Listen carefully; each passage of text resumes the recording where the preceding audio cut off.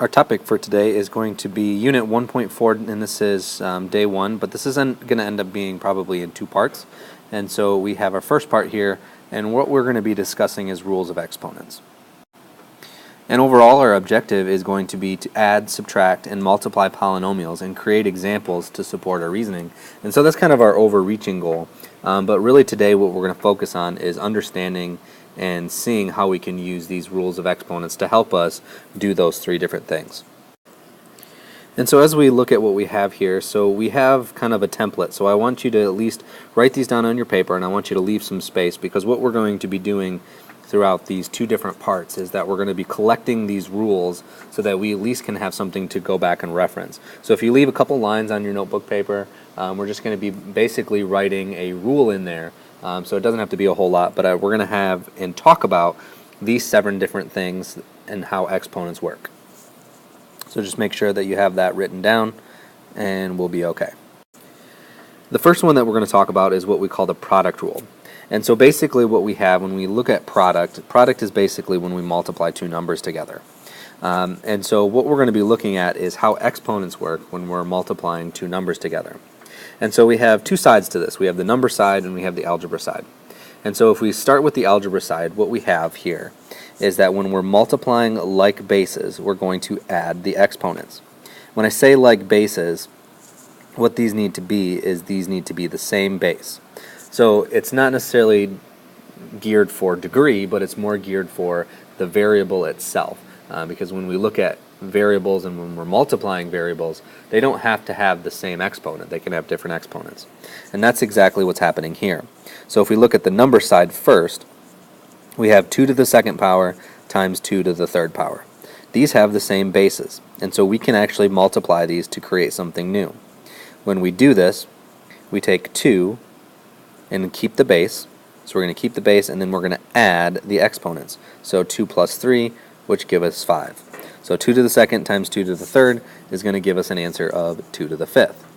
Now this doesn't have to be just two numbers. This could be actually more than 2. This could be 3. This could be 4. It could be as many as we wanted to.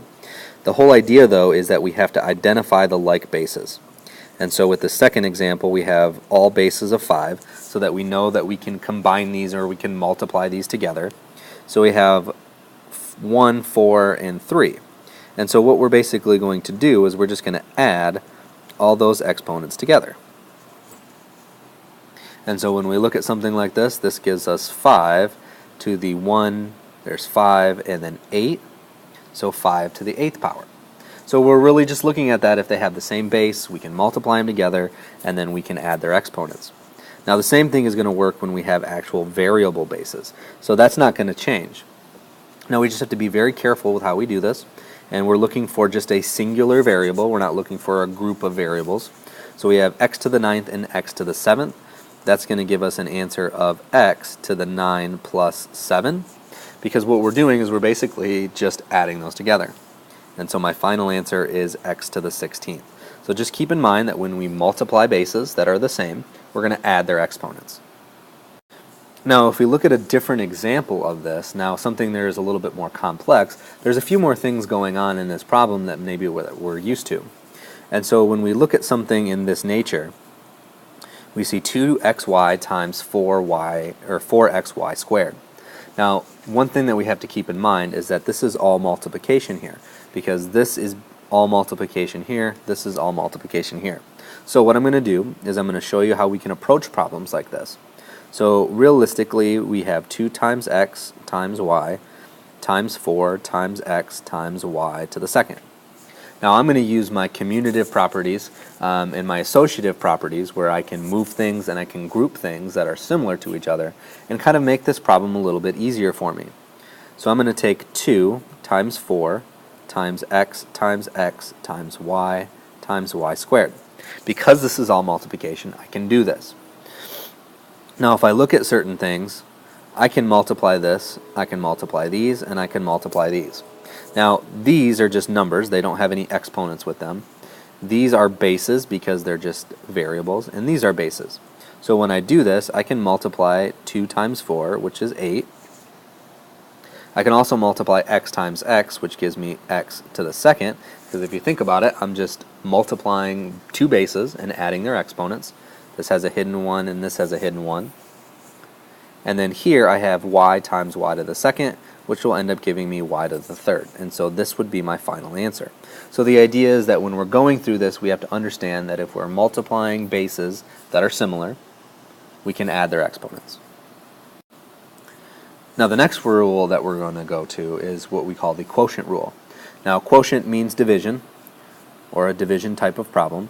So when we think of quotient, we should think of either fractions or we should think of division in some way. Most of the time we'll see it in a fractional form, but I told you that fractions are division. So we have two sides again. We have the number side and we have the algebra side. So the first side, if we look at the algebra side, if we read this, when dividing like bases, so when we're dividing, we're going to subtract the exponents. So if you kind of think about it, division and multiplication are kind of opposite from each other. And so if we're multiplying and adding our exponents, when we divide, we should be subtracting. And it's going to be as simple as that. And so what we have here is we have a situation in which we have 2 to the second and 2 to the third. And that's going to set up a situation in which we just subtract the two bases, or the exponents from each other. But when we subtract these exponents, we're always going to subtract the top minus the bottom. Now this is important because what we want to make sure that we're doing is that we're making sure that we're dividing properly or we're subtracting properly. So when I see a situation like this, I can do 2 to the power of 2 minus 3, which would give me 2 to the negative 1. And negative exponents are okay. We're not going to talk about the negative exponents today and what those mean, but all we're doing is we're writing the result. So we're just getting in the habit of subtracting these exponents and seeing what we get as a result. Now another way that we can look at this is that we can write all these out and we can start to what we would consider cancel things. So realistically, 5 to the fourth is 5 times 5 times 5 times 5 divided by 5 times 5 times 5. Now if you remember anything about canceling items, whatever is on the top will cancel the same thing on the bottom. So for example, this 5 cancels this 5. 5 on the top cancels a 5 on the bottom, and a 5 on the top cancels a 5 on the bottom, and all we're left with is 5 on the top and nothing on the bottom, or over 1, which is just 5. But if we were to subtract these, we would get the same result. 5 to the 4 minus 3 would give me 5 to the first power, which is exactly what I had there. So the idea is that we're just going through these and subtracting our exponents when we divide. And this again works the same way with variable bases. So we just take the 2, x to the 9 minus 7, which gives us x to the second as our result. So when we divide like bases, we're going to subtract the exponents. Okay, so here's an example of how we can use this division. Now again, this is similar to multiplication, and I'm going to show you a way that we can kind of break these things apart. Because when we look at these, I told you, we're going to eat the elephant one bite at a time, and we're just going to make sure that we do one piece and then the other piece. So what we can actually do with this is that we can make this easier on ourselves. So whenever you see division and you see multiplication, you can kind of break those up into little pieces. And you can do each piece at a time. So for example, what I can do is, since I have 5 to the 12th, y to the 20th, 5 to the 7th, and y to the 8th, I have similar bases, and that's what I'm looking for.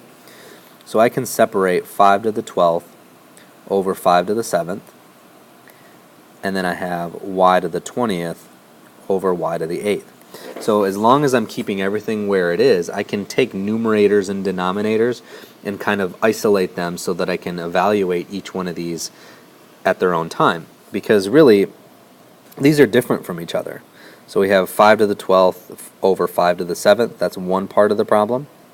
And then we have y to the 20th over y to the 8th. And so what we can do is we can, in a sense, cover one up and just do one at a time. So if I have 5 to the 12th divided by 5 to the 7th, since I'm dividing like bases, I can just subtract their exponents. So 12 minus 7, so 5 to the 12 minus 7, which gives me 5 to the 5th, times, so keep in mind there's still a multiplication there, because if you look at the numerator is being multiplied. And then I have y to the 20th minus 8. and that would give me y to the 12th. And so if I finish this problem, this is all that I have left. And so when we look at certain situations like this, what we can do is we can set up situations in which we break apart our fraction into, similar pieces so that we can look at the things that are the same. And that's really what I want to encourage you to do, is to kind of set things up so that you can, work with one piece at a time. You don't have to work with all of it all at once. And so that's just kind of our rule there. So if we're subtracting or we're dividing bases, we're going to just subtract their exponents. The next one that we have is what we call a power of a product rule. And so the way that this one works is that we have a set of parentheses with some things being multiplied inside of it, and then an exponent on the outside. So we're basically, multiplying what we have inside and then raising it to a power. But the idea is that, again, we have the number side, we have the algebra side. So when we raise a product, so this is our base, to a power, we're going to distribute those exponents. And I'll show you why this is. So if we look at 2 times 3 to the power of 3, if we notice any time that we do exponents, it's the base multiplied by itself that many times. So for example, we can take 2 times 3 to the power of 3 and write it 3 different times. So 2 times 3 times 2 times 3 times 2 times 3. And then we could use our, our product rule, and we could, look at those and say 2 times 2 times 2 is 2 to the third. And then 3 times 3 times 3 is 3 to the third. And we could do it that way. But there's a little easier way, and it's kind of distributing. We don't like to refer to it as distributing, but what we're basically going to do is we're going to raise each one of those factors on the inside to that particular power. So if we look at 4 times 6 to the fourth, what's basically going to happen is I'm going to take this exponent, apply it to this 4, and then I'm also going to apply it to this 6. So that gives me 4 to the fourth times 6 to the fourth. Now if you look up here at the previous example, that same thing happens. So I raise the 2 to the power of 3, and I raise the 3 to the power of 3. And that's exactly what I got as my result. 2 to the third, 3 to the third. Now again, this still works the same way with, variable bases. So I take this power of 6 and I distribute it, or I apply it to that x, and I also apply it to the y.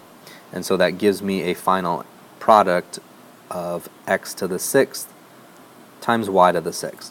So when we see that power of a product, we're basically just going to distribute or raise each one of those factors to that particular exponent. And so here's an example of something very simple, but a little bit more complex than our previous examples when we have a mix of numbers and variables. But the idea is I take this exponent out here, and I'm going to apply it to this number, apply it to that number, and apply it to that number. So what I get as a result is 3 to the third, not 3 times 3, but 3 to the third, times x to the third, times y to the third. And if I go ahead and simplify that, 3 times 3 times 3 is 27. So 27 x to the third, y to the third. So the idea is that I'm just applying that exponent whenever I see it outside of what we would consider a monomial. And so that's really kind of what we're doing with that. And then finally, the last rule that we're going to kind of look at today is going to be the power of a quotient rule. And so the power of the quotient rule is going to work in a very similar fashion to our product rule. The only difference is that we have our division. And so if I was to write this one out like I did before, 2 to the third to the power of 3, that gives me 2 to the third, or 2 thirds times 2 thirds times 2 thirds. Now if I was to multiply that out, I would get 2 times 2 times 2 over 3 times 3 times 3, and then I could say, oh, we'll write that with an exponent, and you would tell me 2 to the third over 2 to the third. But when we're raising a quotient, so we have a quotient base to a power, we're going to distribute the exponent. So we're going to apply it in the same fashion. So if I look at my other number example to do this, I'm going to take this 4 and apply it to every number that I see. So it's not just in one particular location, but it's the numerator and the denominator. And so in this instance, I get 5 to the fourth over 6 to the fourth. And that's about as simple as it's going to get. And so the idea is if I went back and I did this one, the same thing would happen. I would apply that power of 3 to the 2, apply that power of 3 to the 3, and I get 2 to the third over 2 to the third. Or, I'm sorry, that's 3 to the third. Now again, same thing happens when we look at the algebra side of this and we look at variable bases. I'm going to take this 6, apply it to the x, apply it to the y. My final answer is x to the 6th over y to the 6th. And so that's our quotient, our power of a quotient rule. We're just kind of taking a couple pieces and kind of hitching them together so that we can make our life a little bit easier.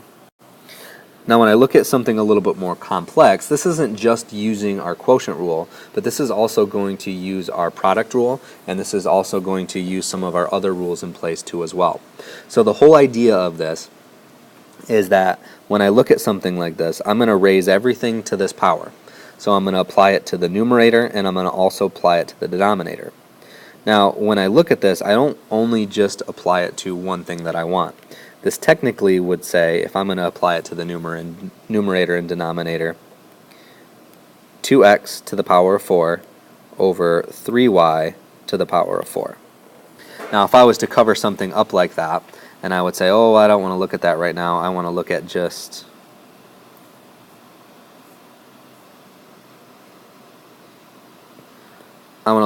the top here, I could do that top. 2x to the 4th power. We looked at that. That's our product rule.